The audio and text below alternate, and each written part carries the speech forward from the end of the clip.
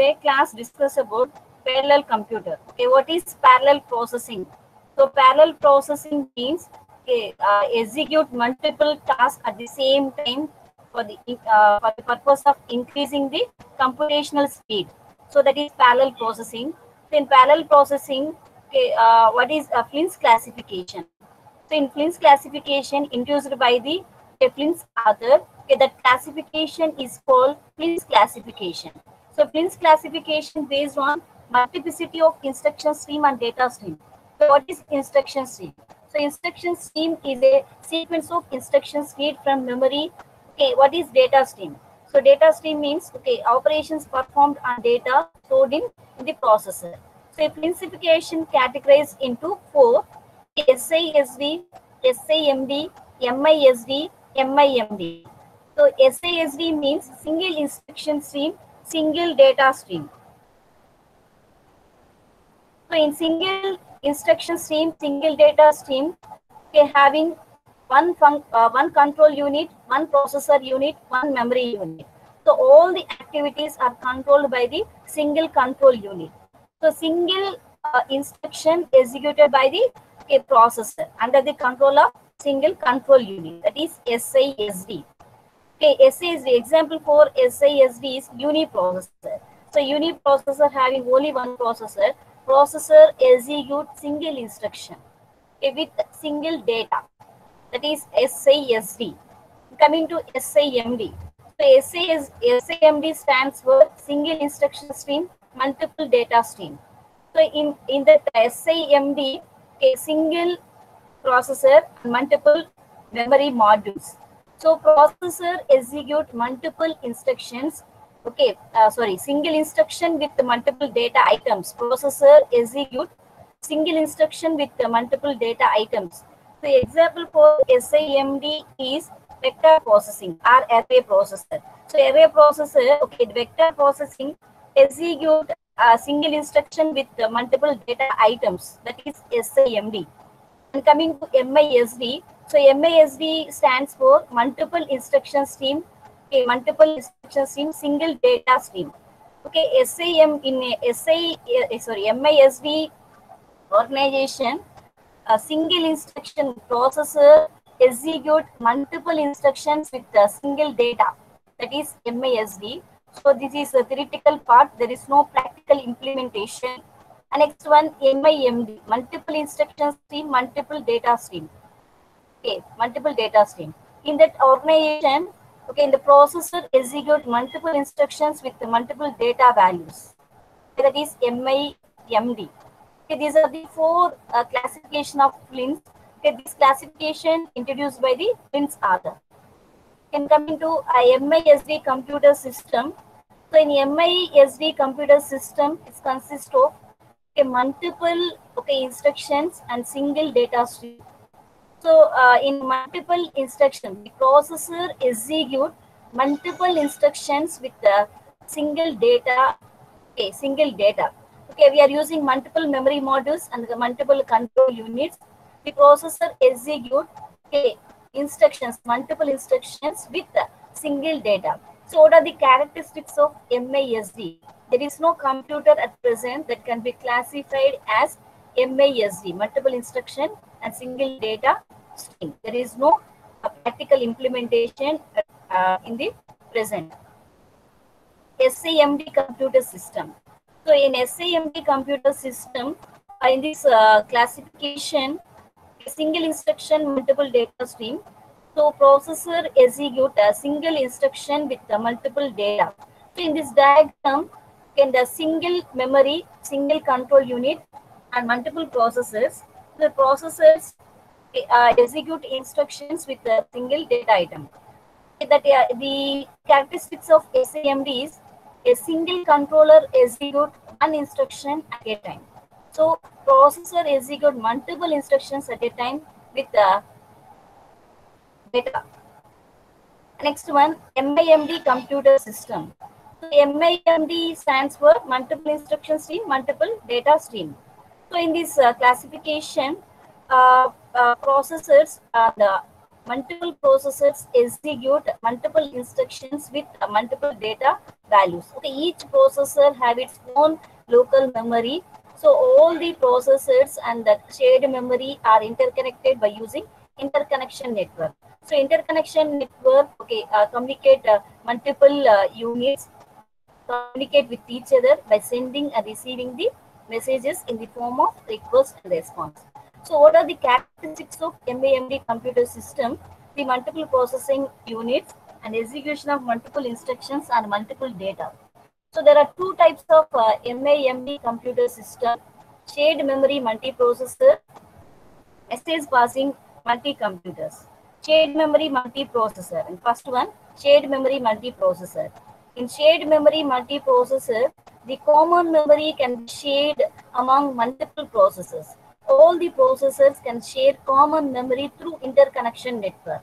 So interconnection networks are they communicate with each other by sending and receiving the informations. So some of the interconnection networks are buses, multi-stage interconnection networks, cross-bus switches. So the common memory can be shared multiple processors. Any one processor can share memory, so another processor can wait for some time. So after releasing the memory, so then second processor can share the common memory. So the characteristics of shared memory multiprocessor, all the processors have equally direct access to one large memory address space. All the processors can share common memory. So what are the limitations of shared memory multiprocessor? So that is memory access latency and hotspot problem. And coming to second one, message passing multi-computer. So message passing multi-computer means so multiple computers are interconnected with each other. So in multiple computer, okay, in multi-computer, our message passing a multi-computer is consist of multiple computers. So each computer is fitted as node. So each node has its own processor and local memory. All the processors are interconnected through message passing network. In message passing network, okay, all the processors and memory modules are interconnected by using message passing network, okay, by sending and receiving the messages in the form of request and response. So these are the characteristics of message passing one computer. So interconnected computers, each processor has its own local memory and communicate via message passing network. So these are the limitations for message passing multi-computer: communication overhead, hard to communicate. So these are the uh, types of MAMD computers. So coming to instruction pipeline. What is instruction pipeline? Instruction pipeline is a technique that implements a form of parallelism called as instruction level parallelism within a single processor. What is parallelism? Parallelism means to simultaneous execute instructions without interruption. That is parallelism. The pipeline processor does not wait until the previous instruction has executed completed. The pipelining means the pipeline is a operation divided into sub operations. Each sub operation is executed in one segment. The output of one segment, that is input to the another segment. Another definition for pipelining: without overlapping the so is multiple instruction execution, that is pipelining. So instruction pipeline is a operation that divides multiple sub operations. So a pipeline processor does not wait until the previous instruction has executed completely. Rather, it fetches the next instruction and begins its execution. So in pipeline architecture, the hardware of the CPU is split into several functional units. A functional unit is nothing but adder, subtractor, incrementer. Okay, these functional units perform specific operation. Each functional unit performs a dedicated task. The number of functional units may vary from processor to processor. These functional units are called stages of the pipeline. The control unit manages all the stages using control signals. There is a register associated with each stage that holds the data. There is a global clock that synchronizes the working of all the stages. At the beginning of each clock cycle, each stage takes input from its register. Each stage then processes the data and its output to the register of the next stage.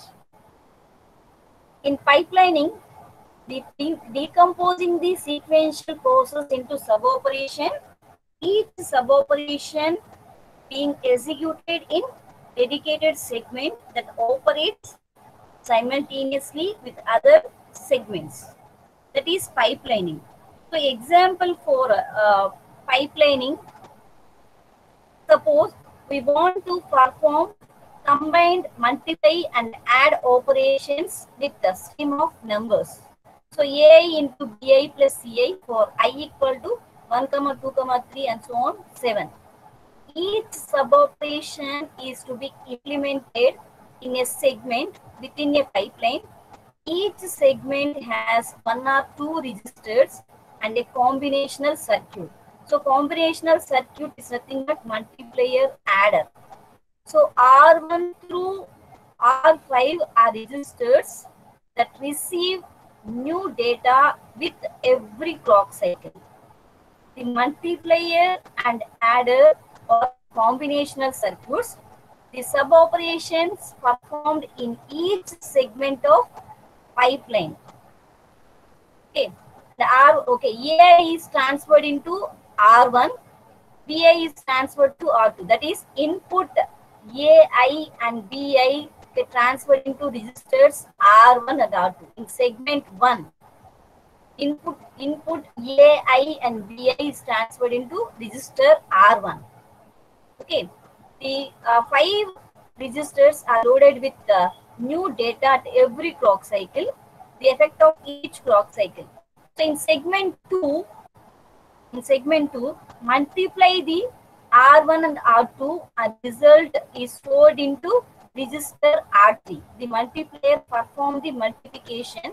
Input taken from R1 and R2, multiply the R1 and R2 and result is stored in R3. At the same time, so CI, the input CI into the R4. In segment 3, so adder, they add the contents of register R3 and R4 and result is transferred into register R5. So this segment 1, segment 2 and segment 3, the output of segment 1 is input to the another segment. Okay. All the segments are concurrently executed. Okay, that is pipelining. Okay, pipelining means the large process is divided into sub-operations. Each sub-operation is being executed in one segment. The output of one segment, that is input to the another segment. All the segments are concurrently operated with other segments. Okay, that is pipelining. The next one, the general structure of 4-segment pipeline. In 4-segment pipeline, the operands are passed through the pipeline. The segments are separated by registers Ri that holds the intermediate results between the stages. The information flows between adjacent stages under the control of common clock applied to all the registers simultaneously. We define a task, a total operation performed going through all the segments in the pipeline. So the segment 1, 2, 3, 4. In segment 1, R1, R2, R3, R4 are the registers. After performing the operation, the segment of result is transferred into R1. Okay, R1, R2, R3, R4 act as a intermediate registers. So intermediate registers for storing the result. The S2 taken input from R1 perform the operation. Okay, that result is transferred into R2. So all segments by applying the common clock cycle. Okay, in behavior of the pipeline can be defined in the space-time diagram. Okay, this is a diagram that shows the segment utilization. Segment utilization as a function of time. The space-time diagram of a 4-segment pipeline The horizontal axis displays the clock cycles and the vertical axis gives the segment number. 1, 2, 3, 4 are the segment number. So in a horizontal axis, 1, 2, 3, 4, 5, 6, 7, 8, 9 are the clock cycles. So the diagram shows six tasks T1, T2, T3, T4, T5, T6 executed in 4 segments. Initially, task 1 is handled by segment 1. After the first clock, segment 2 is busy with T1. T1 with segment 1 is busy with task T2.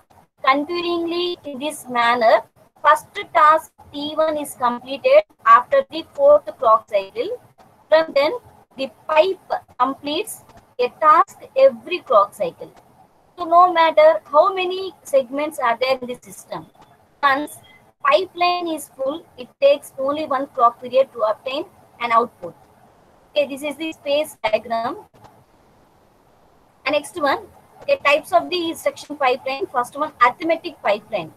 So an arithmetic pipeline used to implement the arithmetic floating point operations. So in arithmetic pipeline, the inputs to the floating point adder pipeline are to normalized floating point binary number, that is x equal to a into 2 power a, y equal to b into 2 power b. So a, b, small a, b are the exponents, capital A and B are the fractions that represent the mantissa. The floating point addition subtraction can be performed in 4 segments. So this diagram shows the resistors labeled R are placed between the segments to store the intermediate results. The sub-operations are performed in 4 segments. In first segment, compare the exponents, and second segment, align the mantissa, and third segment, add or subtract the mantissa, and fourth one, normalize the result. This procedure continued in flowchart, but with some variations that are used to reduce the execution time of the sub-operation. So in first segment, exponents A and B are input to the register R, and a mantissa A and B input to the register R. In first segment, they compare the exponents. The exponents are compared by subtracting them to determine their differences. The larger exponent is chosen as exponent of the result. The exponent differences determines how many times the mantissa associated with the smaller exponent must be shifted to the right. This produces alignment of the 2 mantissas in first segment. And next segment, after performing the segment 1, the result is transferred into intermediate register R. In segment 2, they choose the exponent. Larger exponent is the result of the exponent. So next, segment 3. So in segment 3, 2 mantissas are added or subtracted, and the fourth segment adjusts the exponent. So if the result is normalized in segment 4, when overflow occurs, the mantissa of the sum or difference is shifted right and exponent incremented by 1. If underflow occurs, the number of leading zeros in the mantissa determines the number of left shift in the mantissa and number that must be subtracted from the exponent. Okay, this is the arithmetic pipeline in 4 segments. In segment 1, compare the exponents. And second segment, align the mantissa. And third segment, add or subtract the mantissa. And fourth one, normalize the result. In instruction cycle, there are 6 phases in instruction. In first phase, fetch the instruction from memory and decode the instruction, calculate the effective address of the operand. The effective address means how where the operand is to be located. And fourth one, fetch the operands from memory. and fifth one, execute the operation, and sixth one, store the result in the proper place. Some instructions skip some phases. Effective address calculation can be done in part of the decoding phase, and storage of operation result into destination is done automatically in the execution phase. For example, in a four-stage instruction pipeline, there are four stages. FI, FI means fetch the instruction from memory. DA, decode the instruction and calculate the effective address of the operand. FO, fetch the operand. And next one, EX, execute the instruction and store the result into destination, either register or memory location. These are the four stages in instruction pipeline. And next one, execution of three instructions in a four-phase pipeline. So in conventional computer system, so these are the four instructions at the time I. Okay, at the clock cycle 1, fetch the instruction from memory, and clock cycle 2, the decoding and decoding the instruction and calculate the effective address, and the third clock cycle and fetch the operand. Fourth clock cycle, execute the instruction without overlapping the instruction execution, that is instruction pipeline. Whenever overlap the instruction execution, that is some problems occurred in instruction pipeline. So in instruction execution in a four-stage pipeline, in segment 1, fetch the instruction from memory, and segment 2, decode the instruction and calculate the effective address. If branch instruction occurs during the program execution, then update the program counter if condition is satisfied. If condition is not satisfied, then fetch the operand from memory and then execute the instruction. So if branch instruction occurs, if condition satisfied, then update the PC and again fetch the instruction from memory, decode the instruction. So if branch instruction is not condition is not satisfied, then segment 3 fetch the operand from memory, and segment 4 execute the instruction. If any interrupts occurs, then handle the interrupt. If interrupt not occurs, then procedure continues, fetch the instruction from memory, decode the instruction. These are the phases, segments in instruction pipeline. So in instruction 1, at clock cycle 1, fetch the instruction. At instruction 1, at clock cycle 2, decoding. Instruction 1, at clock cycle, fetch the operand, and 4th clock cycle, execute the instruction. In instruction 2, at clock cycle 2, fetch the instruction. So instruction 1 busy with fetching the operand. In instruction 2, at clock cycle 3, decoding the instruction. Instruction 2, at clock cycle 4, fetch the operand. Instruction 2, at clock cycle 5, execute the instruction. But instruction 4 and 5 already fourth instruction at clock cycle 4, fetch the instruction. And fifth clock cycle, fifth instruction at clock cycle 5.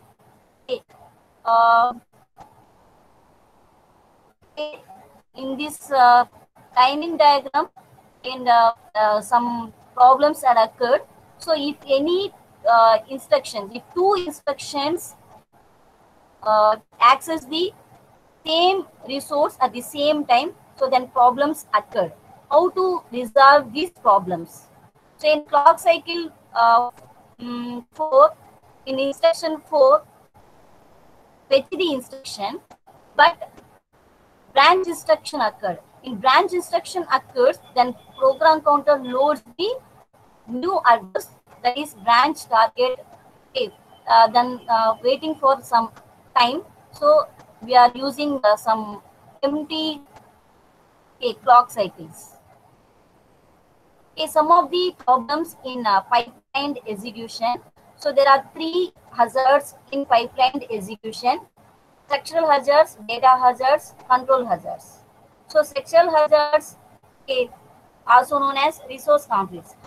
In resource conflicts, when 2 instructions access the same hardware resource, that is memory, then occurs conflicts between 2 instructions. Hardware resources are required by the instructions in simultaneous overlapped execution cannot be met. When two instructions access the same hardware resource, then occurs conflicts between two instructions.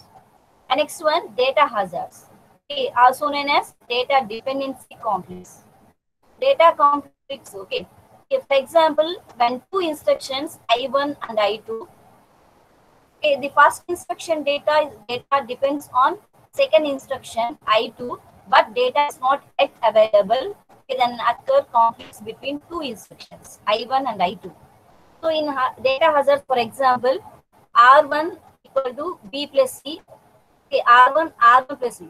So the first instruction is not completed at the time of execute stage.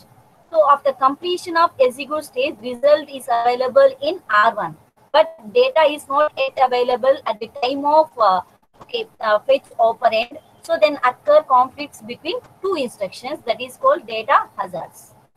And third one, control hazards. So control hazards, branches and other instructions that change the PC make the fetch of the next instruction to be delayed. In control hazards, when branch instruction occurs during the program execution, the program counter loads the branch instruction address, but branch instruction address is not available, then occurs control hazards between two instructions. So in structural hazards, how to overcome the structural hazards? So in structural hazards occur when some resources has not been duplicated enough to allow all combination of instructions in the pipeline to execute.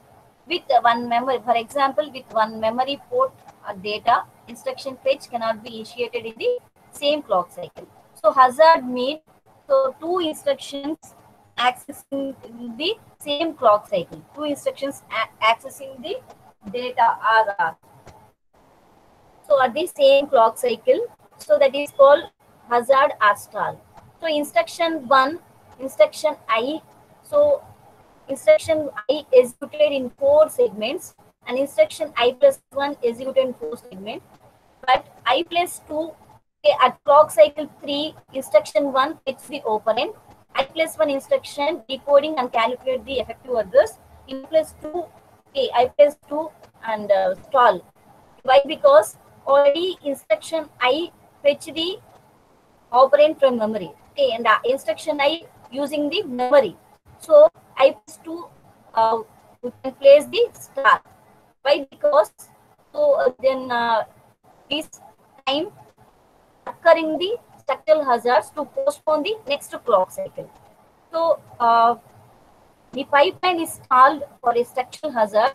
Two loads with the one port memory. Two port memory will serve without stall. Next one, data hazards. So when data hazards occur, when two instructions, for example I1 and I2, after completion of instruction I1, in execute stage, data is available in register, but the second instruction is waiting for first instruction. That result is not yet available, then occur data hazards. For example, add R1, R2, R3. Okay, this instruction executed in 4 segments. So first segment fetch the instruction from memory, and second segment second decoding and calculate the effective address, and third segment fetch the operand, and fourth segment execute the instruction. After executing the instruction, result is available in at the end of the EX stage. But subtraction instruction in the same clock cycle waiting for result for add instruction, but data is not yet available, then occur data hazards. Data hazard can be dealt with either hardware techniques or software techniques. Some of the techniques we are using for solving the data hazards. Interlock. So interlock is a hardware detects the data dependencies and delays the scheduling of the dependent instructions by stacking enough clock cycles. That is first one. So detect the source operands. And next one, forwarding.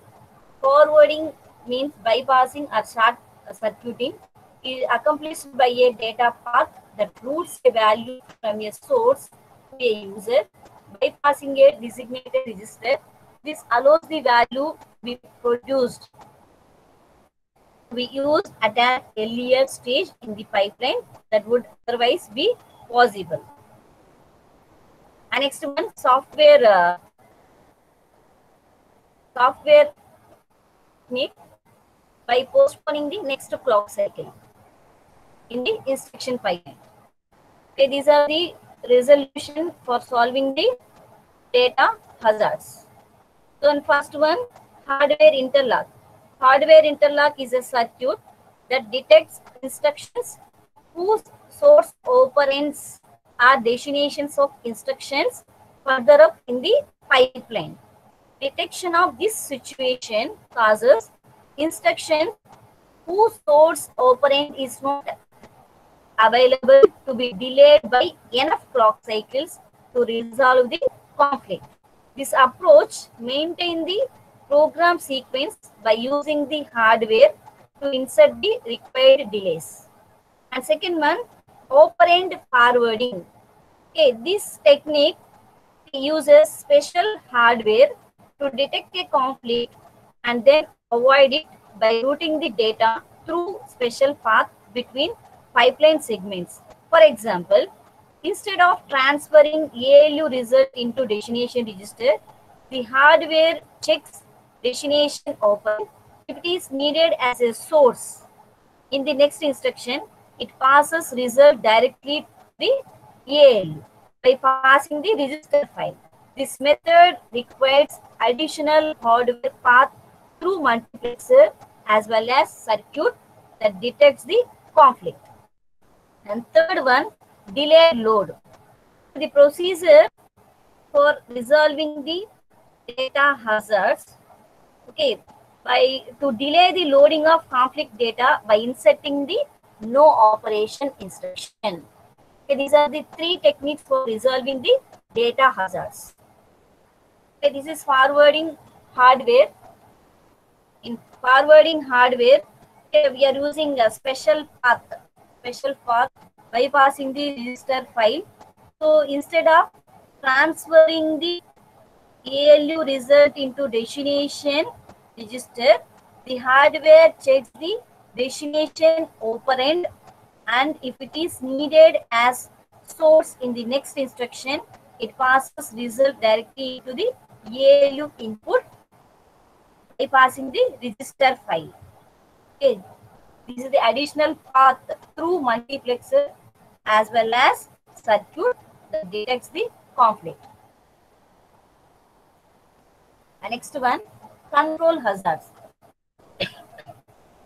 In control hazards, if branch instruction, whenever branch instruction occurs during the program execution, branch instruction address is not available, then occurs control hazards. So branch target address means, so whenever branch instruction occurs, program counter load the new value, that is branch target address. So branch target address is not known until branch instruction is completed, then occurs conflicts. So how to resolve the branch control hazards? We are using multiple techniques. In first one, pre-fetch target instruction. A pre-fetch target instruction. So this is the one way of handling the conditional branch is to pre-fetch the target instruction in addition to the instruction following the branch. Both are saved until pipeline. So each entry in the BTB. So next one, branch target buffer. So branch target buffer is the associative memory. So associative memory is included in fetch segment of the pipeline. So fetch segment of the pipeline. So each entry in the BTB, that is branch target buffer, is consist of address of previously executed branch instruction and target instruction for the branch. It also stores new instructions after the branch target instruction. When the pipeline decodes the branch instruction, it touches the associative memory BTB for the address of the instruction. If it is in BTB, the instruction is available directly and prefetch the continues from the new path. If instruction is not available in BTB, the pipeline shifts to a new instruction stream, and stores the target instruction in the BTB.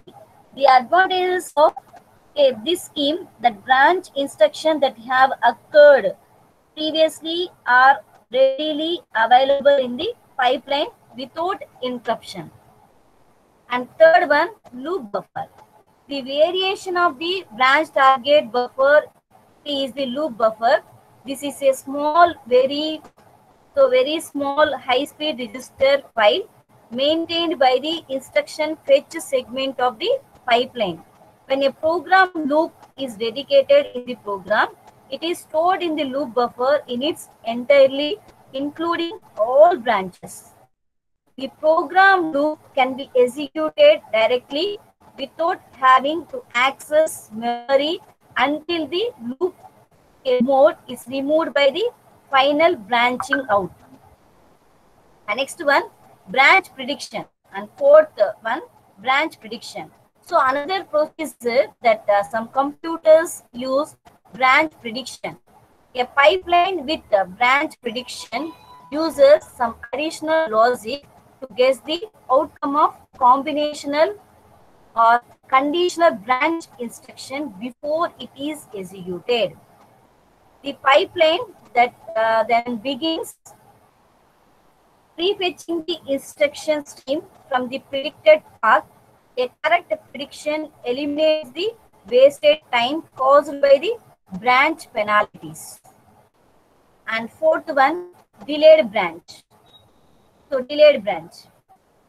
Whenever conflicts occur during the program execution, instruction pipeline detects the branch instruction and rearrange the instructions by inserting the useful instructions by keeping the no operation instruction without interruption. Okay, these are the techniques for resolving the control hazards. Pre-phase target instruction, branch target buffer, loop buffer, branch prediction, delayed branch. Pre-phase target instruction, fetch the instruction both streams, branch not taken and branch taken, both saved until branch is executed. Select the right instruction stream and discard the wrong stream. Stream is nothing but flow of data. And second one, branch target buffer. Okay, branch target buffer is an associative memory that contains addresses. So each branch target buffer entry that contains address of previous executed branches, target instruction, and then few instructions. When fetching the instruction, okay, first searches in the BTB. If instruction is available in BTB, it directly read the address from BTB. If it is not available, then load the instruction from memory into BTB and again access it. And loop buffer is a storage register file, the storage of end loop that allows to execute a loop without accessing the memory. And branch prediction, guessing the branch condition and fetch the instruction stream based on the guess. It gets the correct path, eliminate the branch penalty. And fourth one, delayed branch.